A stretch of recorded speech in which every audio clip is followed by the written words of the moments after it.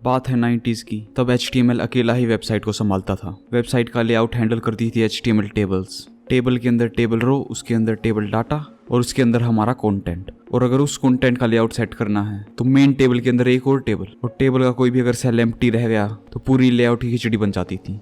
इतनी कॉम्प्लेक्सिटी बस इस छोटे से पेज के लिए। फिर HTML की जिंदगी में आई CSS और बोली तुम बस वेबसाइट का स्ट्रक्चर संभालो, बाकी डिजाइन मैं संभाल लूंगी। फिर क्या था, 2000s में CSS की फ्लोट प्रॉपर्टी जो किसी भी एलिमेंट को लेफ्ट या राइट में फ्लोट करा देती थी, और इसको पोजीशन प्रॉपर्टी के साथ जुगाड़ लगा के डेवलपर्स ने काफी कॉम्प्लेक्स लेआउट्स बनाए। पर इन सब जुगाड़ों से छुटकारा पाने के लिए CSS में आए फ्लैक्स और ग्रिड, जिनका जन्म वेबसाइट के लेआउट के लिए हुआ है। फ्लैक्स बॉक्स 1 डायमेंशनल यानी हॉरिजॉन्टल या वर्टिकल लेआउट्स के लिए, और ग्रिड मोस्टली 2D लेआउट्स के लिए यूज होता है। जैसे ये पूरी वेबसाइट का लेआउट ग्रिड से, ये इमेज गैलरी भी ग्रिड से, card section multi card layout और क्राउजल भी ग्रिड से। तो चलिए इस ग्रिड को ही समझते हैं। तो पैराग्राफ टैग ले लेते हैं। इसकी क्लास रहेगी टेक्स्ट और नंबरिंग के लिए $, और इसके अंदर रैंडम कोई भी 50 वर्ड का टेक्स्ट आ जाए, और ऐसे हमें 6 पैराग्राफ चाहिए। इन शॉर्टकट्स की वीडियो नहीं देखी है तो बाद में देख लेना। अब मान लो हमें एक लेआउट बनाना है जिसमें एक लाइन में 3 पैराग्राफ साइड बाय साइड आ जाए, तो ग्रिड की मदद से इसको हम 10 सेकंड में कर सकते हैं। पहले जिन भी आइटम्स को हमें अलाइन करना है उनको एक पेरेंट एलिमेंट में डालना होगा। तो मैं यहाँ पे डिव ले रहा हूँ जिसकी क्लास कंटेनर, और इन पैराग्राफ्स को इसके अंदर डाल देंगे। अब इस डिव को सिलेक्ट करते हैं और इसका डिस्प्ले कर दो ग्रिड। तो ग्रिड में हमें कितने कॉलम चाहिए वो हम स्पेसिफाई कर सकते हैं।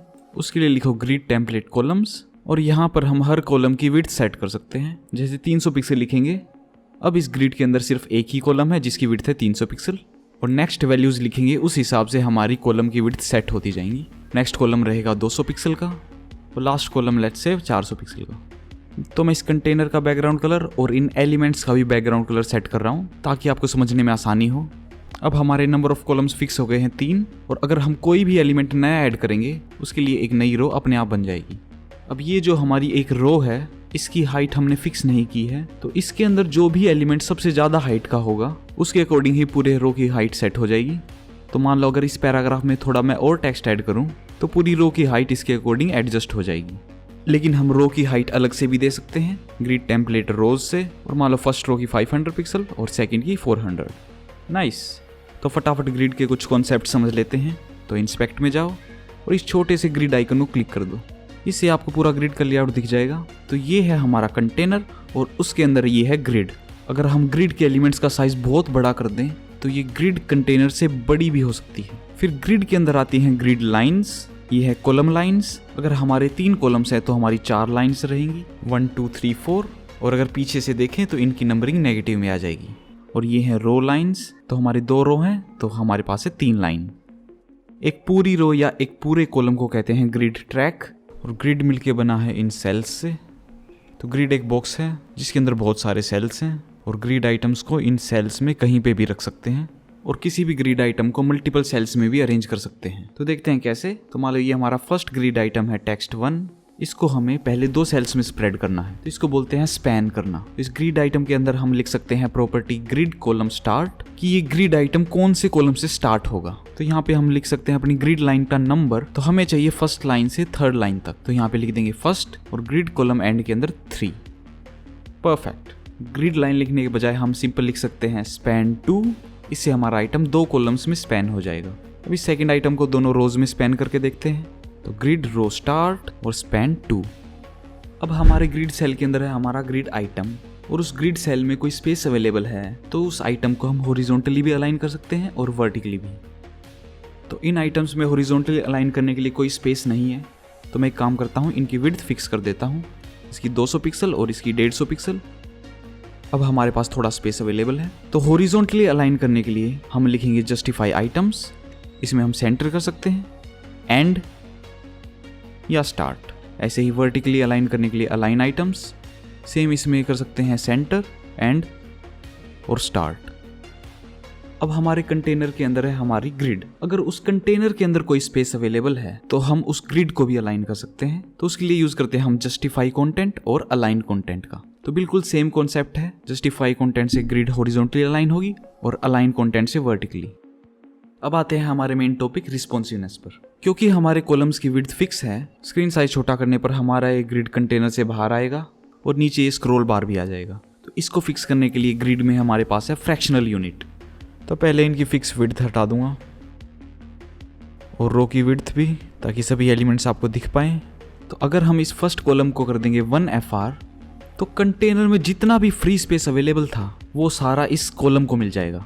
तो अब स्क्रीन का साइज छोटा या बड़ा करेंगे तो इस कॉलम का साइज भी एडजस्ट होता जाएगा। इसको भी अगर 1 FR कर देंगे, अब स्पेस इन 2 कॉलम्स में डिवाइड होगा और लास्ट कॉलम हमारा फिक्स रहेगा।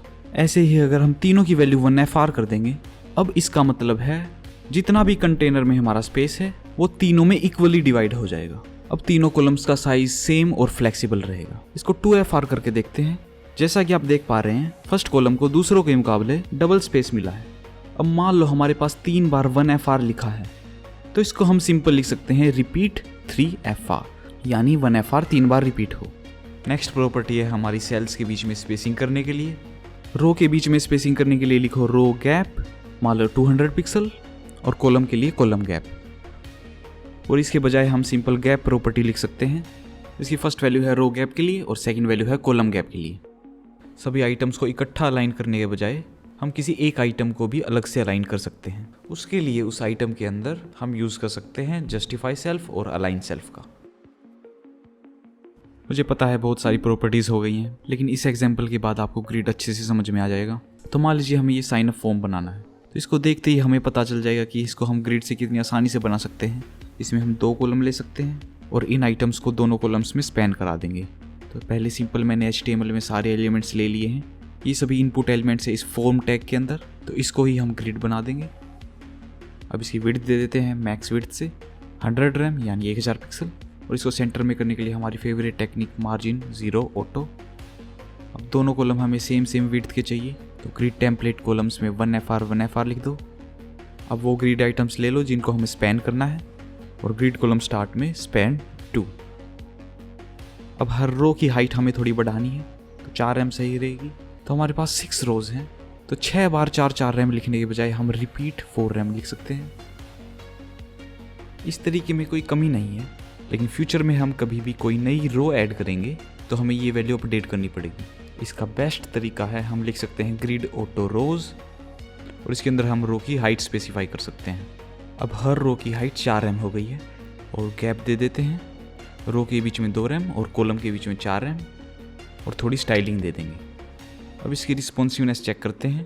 तो जैसे हम विंडो का साइज छोटा करते जाएंगे, इस पॉइंट पे स्क्रीन ने पूरे स्क्रीन की विड्थ ले ली है, लेकिन थोड़ा बहुत स्पेस तो लेफ्ट राइट में रहना ही चाहिए। तो इंस्पेक्ट में जाके देख सकते हैं अराउंड 1200 पिक्सल के करीब हम एक मीडिया क्वेरी लगा सकते हैं।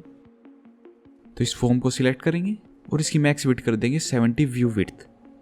अब इसकी विड्थ व्यू पोर्ट के 70% ही रहेगी। अब डेवलपर टूल्स में जाके देखते हैं अलग अलग डिवाइसेस पे हमारा पेज कैसा दिखेगा।